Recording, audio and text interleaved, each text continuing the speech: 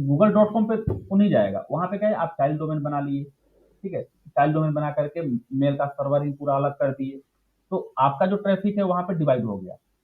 तो यहाँ बता रहे हैं कि बहुत सारे ऑर्गेनाइजेशन जो है सिंगल एडीडीएस डोमेन यूज करती है। ये डिपेंड करेगा कि आपके कंपनी का साइज क्या है, नंबर ऑफ यूजर कितने हैं, नंबर ऑफ ट्रैफिक आप कितना गेट और पुट कर रहे हैं, उस पर डिपेंड करेगा। अगर आपको मल्टीपल फॉरेस्ट बनाना है तो provide for complete administrative separation between the separate parts of your organisation, मतलब कंप्लीटली आपको उनके बीच में सेपरेशन करना पड़ेगा, सेपरेट करेंगे।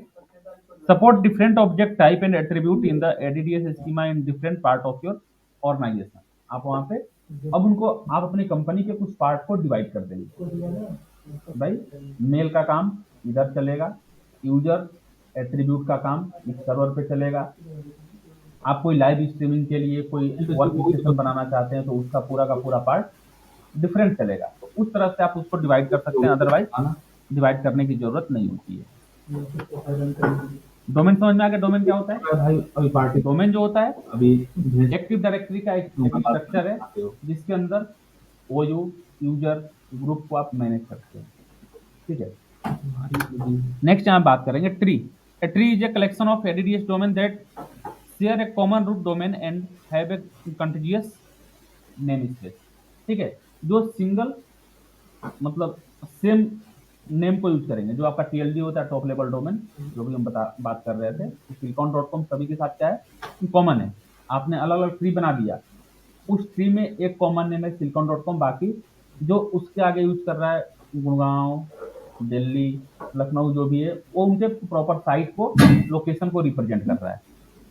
For example hcm.vietnam.com and hanoi.vietnam.com share the common root vietnam.com। जैसे यहाँ पे क्या है, vietnam.com दोनों के पास सेम है। अब यहाँ पे हनोई एंड HCM ये डिफरेंट वर्क कर रहे हैं, तो इट मीन्स कि ये एक ट्री को रिप्रेजेंट कर रहा है। vietnam.com तो कंप्यूटर के अंदर सिंगल सर्वर के अंदर पूरा का पूरा वर्कलोड नहीं देना चाहते हैं, उस कंडीशन में आप ट्री बना करके अपने वर्कलोड को डिवाइड करते हैं, वर्कलोड को मैनेज करते हैं।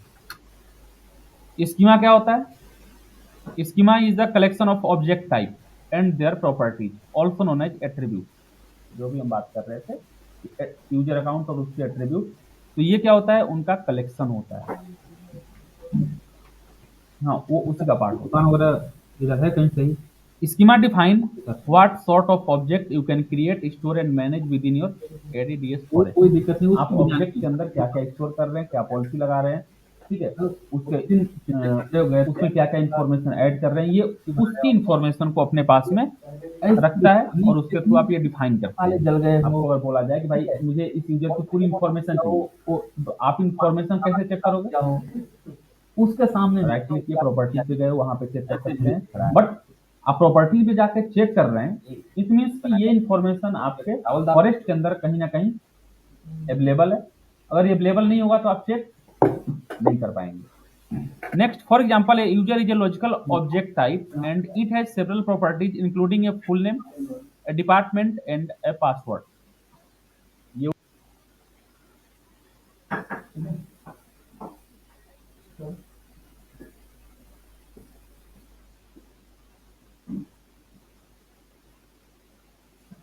वॉइस आ रहा है कि नहीं आ रहा है, एक बार ये चेक कर लेते हैं।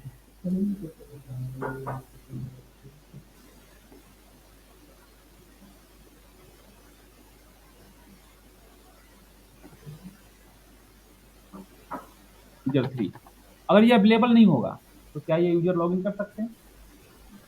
लॉगिन नहीं कर पाएंगे, क्योंकि ऑथेंटिकेशन के लिए इनको पासवर्ड नहीं मिल रहा है, एट्रीब्यूट के बाकी पार्ट नहीं मिल रहे हैं। तो ये दोनों के लिए मैंडेटरी होता है कि अगर किसी क्लाइंट कंप्यूटर को सर्वर से प्रोवाइडेड यूजर से लॉगिन करना है तो उस यूजर की इंफॉर्मेशन आपके एडीडीएस के अंदर अवेलेबल होना चाहिए। और इसको मैनेज कौन कर रहा है? स्कीमा। इसके डेटाबेस को मैनेज कौन कर रहा है? स्कीमा मैनेज कर रहा है। क्लियर हुआ ये? ओयू। ओयू क्या होता है? A OU is a container within a domain that contain user group, computer and other OU। ओयू क्या होता है, लाइक आप अगर उसको सिंपल लैंग्वेज में समझे, डिपार्टमेंट, आप ये बोल सकते हो ये डिपार्टमेंट हो गया। अब जैसे अगर यहाँ पे ग्रुप यूजर कंप्यूटर प्रॉपर इनको समझना हो तो सेम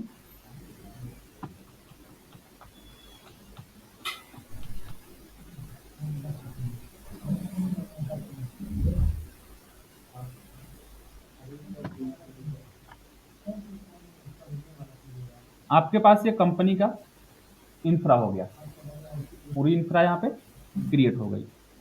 अब इस इंफ्रा के अंदर मल्टीपल डिपार्टमेंट वर्क कर रहे हैं। जैसे मान लो कि एक डिपार्टमेंट मेरे पास है, HR department, account department, IT department और सेल्स डिपार्टमेंट। 4 डिपार्टमेंट आपके पास यहाँ पे अवेलेबल हो गया। अब इन 4 डिपार्टमेंट को आपको एक सर्वर के थ्रू क्या करना है, कंट्रोल करना है। ये आपने सर्वर बना लिया, इन चारों डिपार्टमेंट को कंट्रोल करना है। तो आपने उसके लिए क्या करना है, सबसे पहले एक ओयू क्रिएट करना पड़ेगा। एक ओयू आपने किसके लिए बना दिया, यहाँ पे अगर ये आपका लाइक टेक्निकल डिपार्टमेंट हो गया, ये आपका सेल्स डिपार्टमेंट हो गया, ये आपका अकाउंट डिपार्टमेंट हो गया और ये आपका एचआर डिपार्टमेंट हो गया। अब ये 4 अलग अलग डिपार्टमेंट क्रिएट हो गए। इट मीन्स कि मुझे यहाँ पे इस सर्वर को इन चारों डिपार्टमेंट को मुझे मैनेज करना है। तो उसके लिए मुझे क्या बनाना पड़ेगा, टेक, सेल्स, अकाउंट और एचआर, ये 4 मुझे ओयू बनाना पड़ेगा। ठीक है। अब फॉर एग्जांपल टेक्निकल डिपार्टमेंट वाले ने बोला कि एक काम करो, मेरे पास में नंबर ऑफ यूजर जो है 50 हैं। ठीक है, आप इनको एक काम करो, 3 अलग अलग टीम में डिवाइड कर दो। 3 अलग अलग टीम में आप क्या कर दो, डिवाइड कर दो, ताकि उनको मैनेज करने में या कंट्रोल करने में मुझे आसानी होगी। ठीक, आपने क्या कर दिया, यहाँ पे ग्रुप बना दिया। एक ग्रुप आपने बना दिया टीम 1 के लिए, दूसरा ग्रुप बना दिया आपने टीम 2 के लिए, तीसरा ग्रुप बना दिया आपने टीम 3 के लिए। तो इसको आप ग्रुप के थ्रू भी बना सकते हैं और आप ओयू के अंदर एक ओयू बना सकते हैं। दोनों दोनों चीजें आपके पास है। ग्रुप के अंदर या तो आप ऐड कर लीजिए, ठीक है, ग्रुप के एक ग्रुप बना करके, और जितने भी यूजर उसमें आप रखना चाहते हो आप उन यूजर को क्या कर दिए, उसमें ऐड कर दिए, मतलब मेंबर ऑफ उसमें बना दिए। या तो सबसे सिंपल ऑप्शन होता है कि उस ओयू के अंदर आप 3 अलग ओयू बना करके और यूजर्स को क्या कर दिए, उस ओयू के अंदर ऐड कर दिए। ये हुआ। तो इस तरह से आप इसको क्या करते हैं, मैनेज करते हैं। ग्रुप और ओयू में डिफरेंस ये होता है, ग्रुप में आप यूजर का मेंबरशिप देते हैं। जैसे मान लो एक ग्रुप बना दिए, उस ग्रुप में हम 10 यूजर को कनेक्ट कर दिए। ठीक है, तो वो यूजर क्या होगा, वहां पे यूजर लेवल की परमिशन है या सिस्टम लेवल की परमिशन है, वो भी डिफाइन होता है। जैसे आप एक यूजर बनाते हो कंप्यूटर में, तो नॉर्मली या तो यूजर का मेंबर होता है या तो एडमिनिस्ट्रेटर का मेंबर होता है। एडमिनिस्ट्रेटर का अगर मेंबर है तो फुल कंट्रोल है उसके पास, और ओयू का मेंबर सॉरी यूजर का मेंबर है, इट मीन्स कि वो सिस्टम लेवल पे वर्क नहीं कर रहा है, वो यूजर लेवल पे काम कर रहा है। ठीक है, तो नॉर्मली परमिशन जब लगाना होता है, या आप कुछ ऐसे इसको समझ सकते हैं कि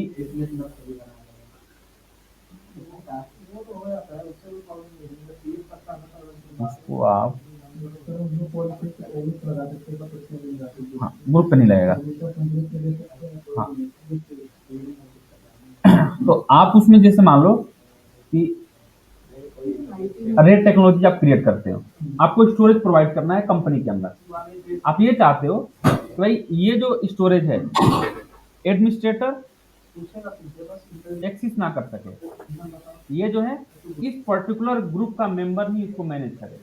तो उसके लिए क्या करेंगे, आप एक ग्रुप बनाना पड़ेगा। वहां पे आप ओयू काम नहीं करेगा, क्योंकि वहां पे आप परमिशन जो दे रहे हैं आप अलग लेवल को दे रहे हैं। भाई एडमिनिस्ट्रेटर को ही आप ब्लॉक कर रहे हैं, एडमिनिस्ट्रेटर एक्सेस ना करे, तो वहां पे आप ओयू नहीं बना सकते हैं, वहाँ पे आपको ग्रुप बनाना पड़ेगा। एक ग्रुप बनाए और जितने भी यूजर को आप रखना चाहते हैं उनको उसी मेंबरशिप दे दिए, एडमिनिस्ट्रेटर को वहाँ से हटा दिया। ये काम आप यहाँ से करते हैं। जैसे क्लाइंट कंप्यूटर में एक बार यहाँ पर रन करा के दिखा दे रहे हैं। मान लो lusrmgr.msc। अब यहाँ पे आ गए ग्रुप में, एडमिनिस्ट्रेटर आ गए, इसमें चेक करते हैं तो इसमें 2 यूजर अवेलेबल है। यूजर में आके आप चेक करिए, यहाँ पे एक यूजर ही बना हुआ है, इस यूजर को ओपन करते हैं। मेंबर ऑफ, अभी ये जो यूजर है ये किसका मेंबर है? एडमिनिस्ट्रेटर का है और यूजर्स का मेंबर है। एडमिन है, ये केवल यूजर्स का मेंबर है, इसके पास राइट नहीं है। अब यहाँ पे मान लो राइट इसको प्रोवाइड करना है, तो यहाँ से आप क्या करोगे? ग्रुप के लिए आप परमिशन दे रहे हो, यहाँ से ग्रुप को सिलेक्ट करेंगे या चेक करके यहाँ से एडमिनिस्ट्रेटर का या जिसका भी आप बनाना चाहते हैं उसको बना सकते हैं। तो ये काम आप ओयू से नहीं कर सकते, ओयू से आप परमिशन अप्लाई कर सकते हैं।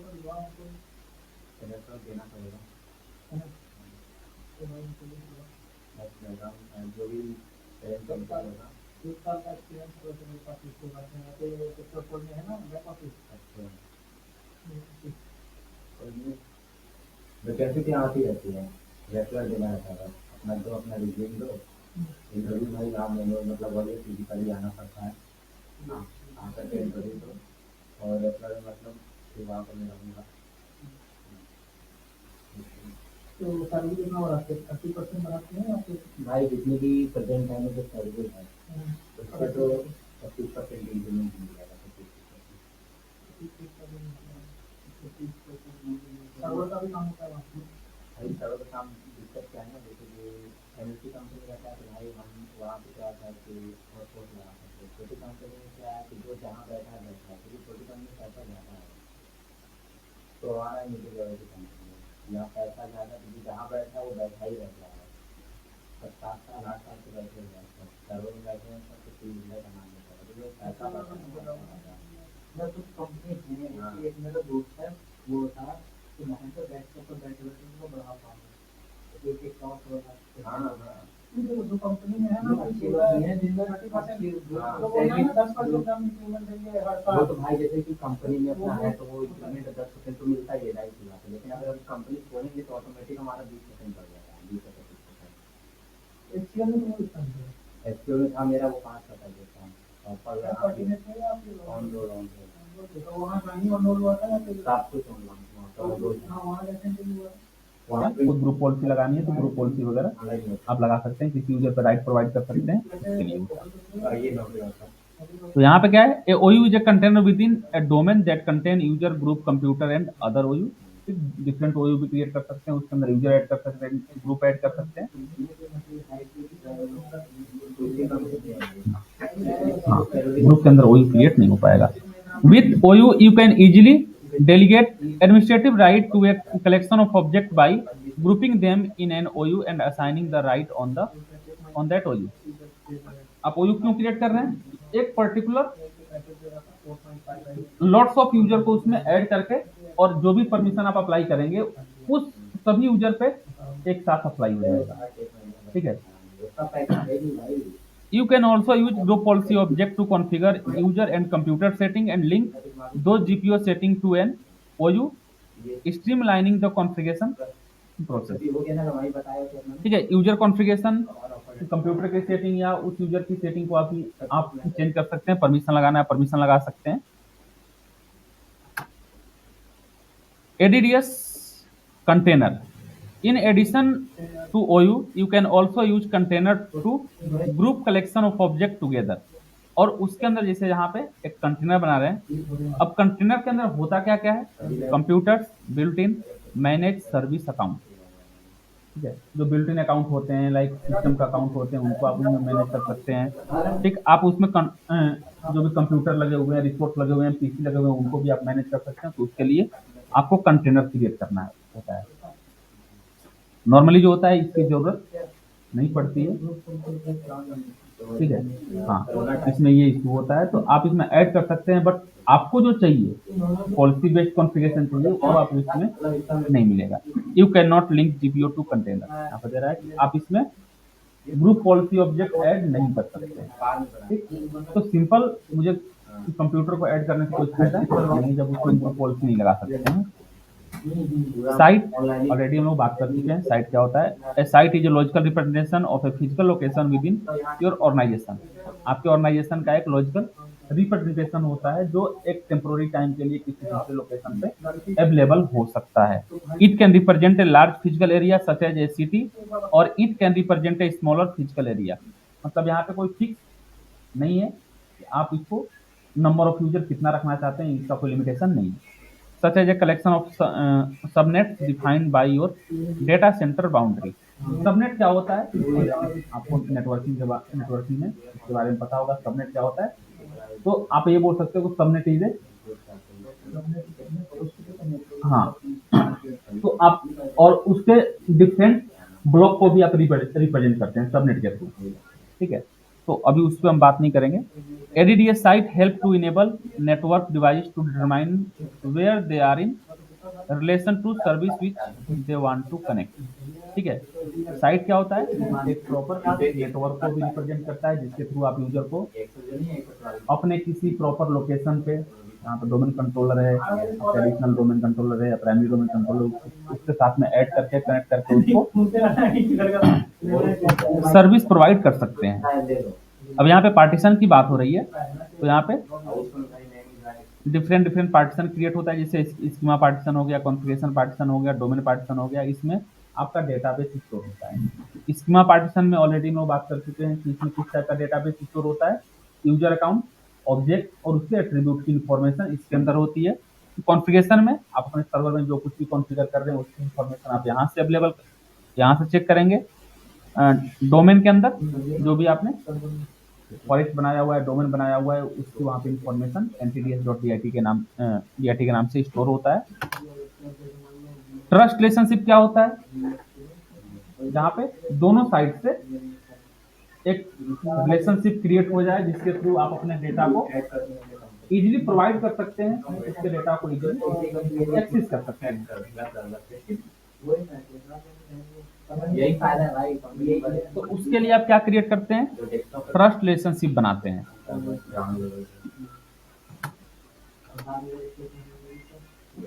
अब यहाँ पे जब भी आप डोमेन कंट्रोलर बनाते हैं तो आपको वहाँ पे दो ऑप्शन देता है।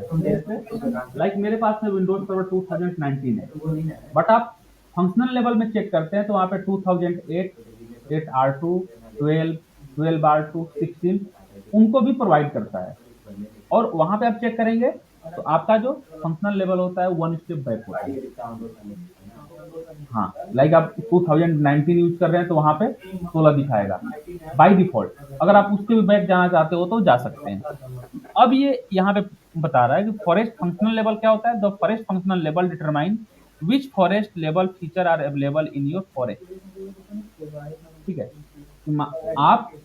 आपने विंडोज सर्वर 2019 इंस्टॉल कर लिया, बैक में आप किस फॉरेस्ट लेवल पे या किस फीचर को ग्रैब करना चाहते हैं, एक्सेस करना चाहते हैं, वर्क कराना चाहते हैं, ये उसके लिए होता है। यही रीजन है कि आप विंडोज सर्वर के अंदर कोई भी एडीडीएस बनाते हैं वो बैकवर्ड कंपैटिबिलिटी को सपोर्ट करता है। विंडोज सर्वर में ADDS support always backward compatibility. Like आपके नेटवर्क के अंदर विंडोज सर्वर 2012 भी वर्क कर रहा है तो उसके साथ भी ये ट्रस्ट रिलेशनशिप बना लेगा। मतलब इसके लिए मैंडेटरी नहीं है कि सेम लेवल दोनों साइड पे होना चाहिए। किसी के पास विंडोज सर्वर 2008 है तो भी सपोर्ट करेगा, 12 है तो भी सपोर्ट करेगा, 16 है तो भी सपोर्ट करेगा। रीजन उसका ये होता है कि यहाँ पे forest functional level, it means ये अपने बैकवर्ड को सपोर्ट कर रहा है। मतलब बैकवर्ड कंपेटिबिलिटी एडीडीएस के पास अवेलेबल है and according to my self it is the best feature of ADDS. क्योंकि मान लो रीजन क्या होगा कि अभी मेरी कंपनी नहीं बन रही है, मान लो मैंने एक नया लोकेशन बनाया तो वहां पे हम क्या करेंगे, एक काम करो विंडोज सर्वर 19 या 22 डाल दो। बट एक ब्रांच मेरा या एक साइट मेरी ऐसी है जहाँ पे 2008 वर्क कर रहा है। आप उसको चेंज नहीं कर सकते हो, ठीक है। चेंज करने पे पूरा का पूरा सर्वर चेंज करना पड़ेगा, पूरा सिस्टम चेंज करना पड़ेगा, तो उस रीजन से आप चेंज नहीं कर रहे हो। तो अगर ऐसा इश्यू आ जाए तो या तो मुझे उसको चेंज करना पड़ेगा, या जो नई साइट हम बना रहे थे जहाँ पे नया सर्वर बन रहा था उसको उसके अकॉर्डिंग सेट करना पड़ेगा।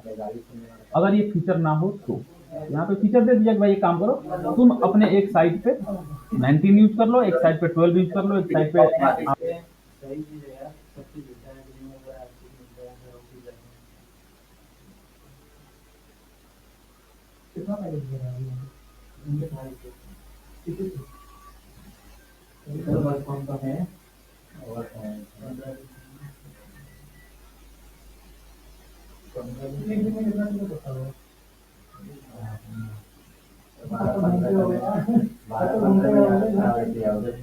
बाद में मेल भी तो आता होगा, मेल पर भी तो काम करना पड़ता है, ये क्या है उसको रिप्लाई करना होगा और टेस्टिंग टूल होता है। नहीं वही लोकल सर्विस का इस टाइम पर सबसे सर्विस में आएगा।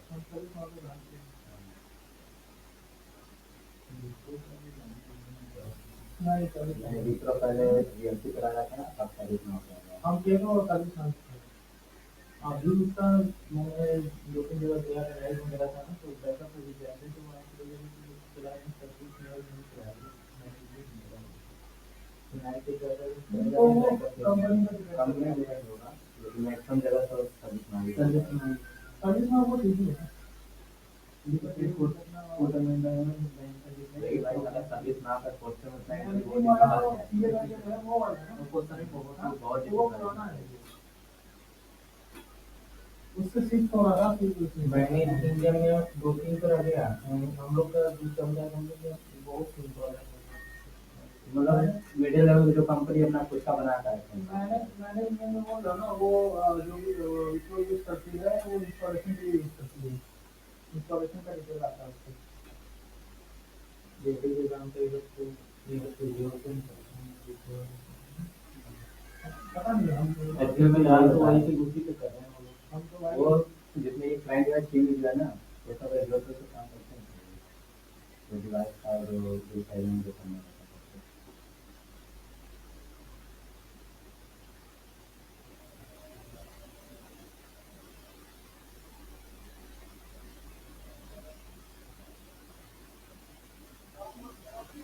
हाँ कर दो पता नहीं कोई पता नहीं, तो मैं सारा दिन बात कॉल करती हूँ बाहर आया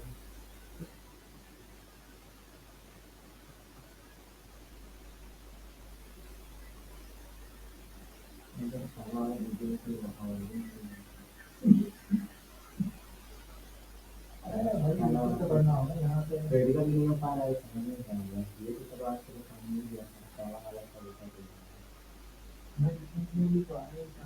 लेकिन ना पहले क्लास में ना उसमें है नहीं जाना, तो लेकिन वो ये कि सेटअप कैसे करना वही बात है जो होता है ना, वो ये बात क्या है ना कि कंप्यूटर में ये तो सेटअप में प्रैक्टिस कराते थे, ठीक है, सारा चीज प्रैक्टिकल कराते थे, उसके बाद नोट्स देते थे कि भाई लो नोट्स अपना पढ़ लेना।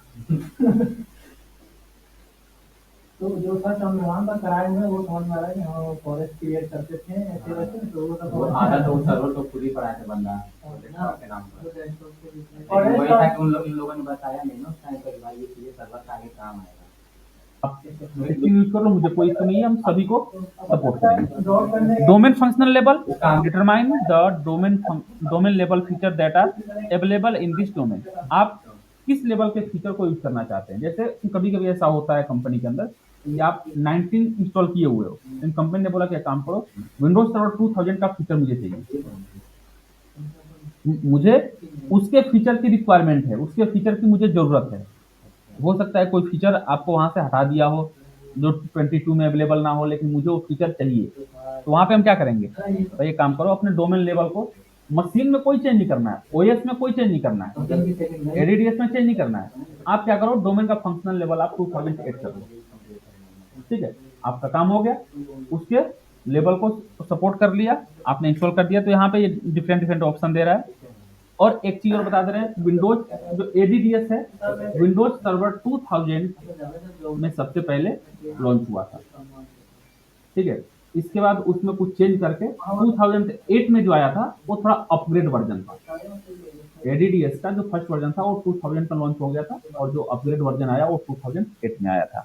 इसीलिए बाय डिफॉल्ट आगे भी यूज करते हैं तो 2008 ही शो करता है, उसके पीछे के वर्जन को शो नहीं करता है, क्योंकि उसके पीछे के वर्जन में वर्क कर रहा था, लेकिन वो अपग्रेडेड वर्जन नहीं था, उसमें बहुत सारे इश्यू थे, वो मिनिमम रिक्वायरमेंट पे वर्क कर रहा था।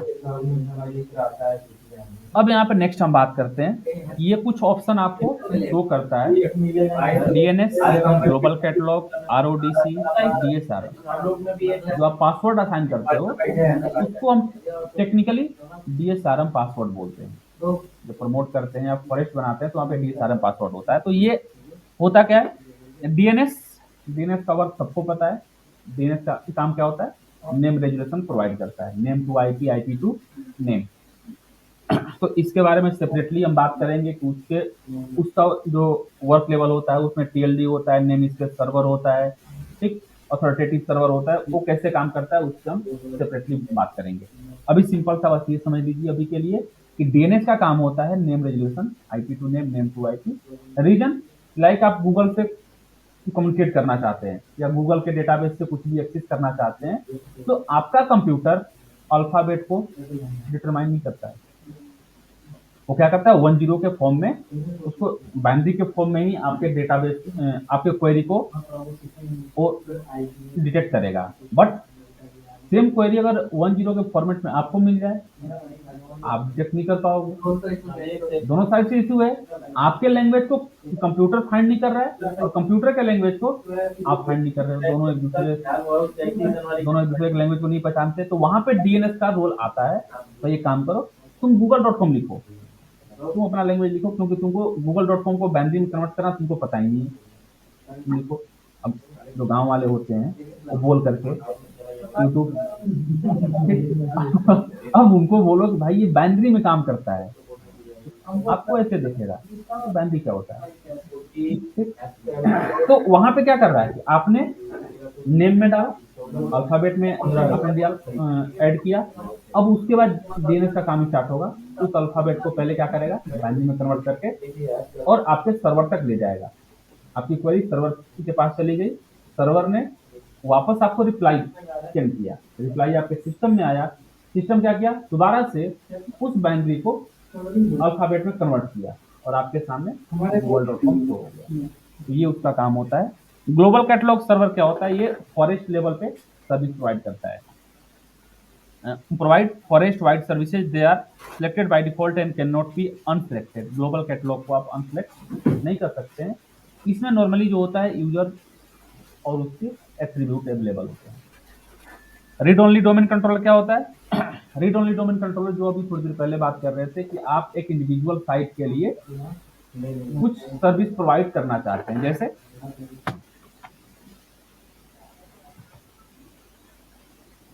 आपके कंपनी का जो मेन सर्वर है, मेन सर्वर यहाँ पे काम कर रहा है, एक ब्रांच आपके पास है जो किसी डिफरेंट लोकेशन पे वर्क कर रही है, ठीक है। यहाँ पे फॉर एग्जांपल आपके पास 15 यूजर हैं, नंबर ऑफ यूजर यहाँ पे हो गए 15, ठीक है। अब इन 15 यूजर के लिए भी आपको सर्विस प्रोवाइड करना पड़ेगा। लोकेशन क्या है, this location is so far from main location, main server. अब आप यहाँ पे क्या करेंगे, आपने अपने मेन सर्वर से इसको कनेक्ट कर दिया, ठीक है। एक कंप्यूटर आप वहां पे रख दिए और उस कंप्यूटर के अंदर आप क्या बना दिए, आरओडीसी, रीड ओनली डोमेन कंट्रोलर आपने यहाँ पे बना दिया। आपके पास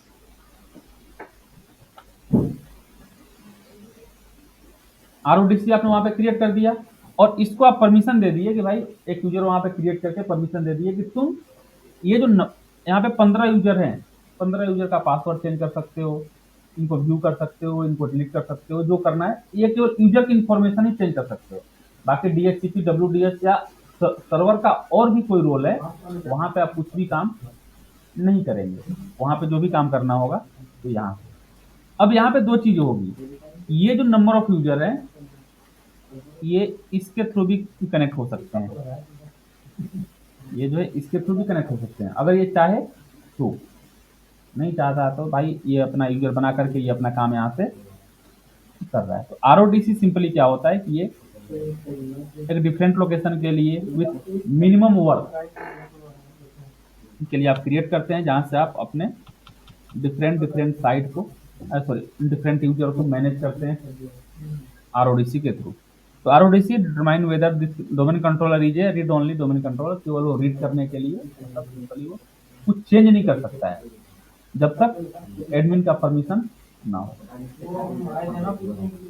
directory service restore mode password use when you start the domain controller in A recovery mode. Recovery mode में जब आप वर्क करते हैं तो ये उस समय वर्क करता है, बट आप जैसे ही कोई भी डोमेन कंट्रोलर बनाते हैं तो आपको एक डीएसआरएम पासवर्ड वहां पे असाइन करना होता है।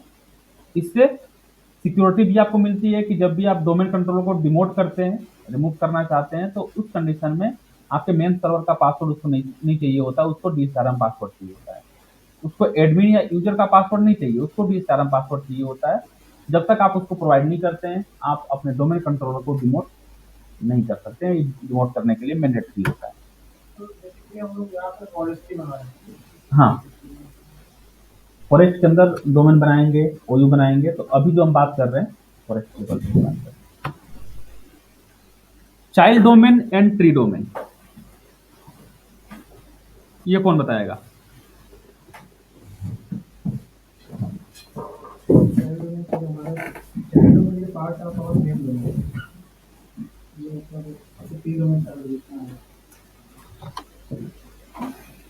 अगर हम चाइल्ड डोमेन की बात करते हैं, आपको मेल एक्सेस करना है gmail.com, ठीक है, सर्च यहाँ पे करते हैं google.com। जीमेल भी किसका पार्ट है? गूगल का पार्ट है। अभी यहाँ पे डोमेन नेम क्या शो कर रहा है? google.com शो कर रहा है। जीमेल भी गूगल का पार्ट है। जीमेल पे जैसे ही आप क्लिक करेंगे यहाँ पे नेम चेंज हो जाएगा। जीमेल जैसे ही यहाँ पे ओपन होगा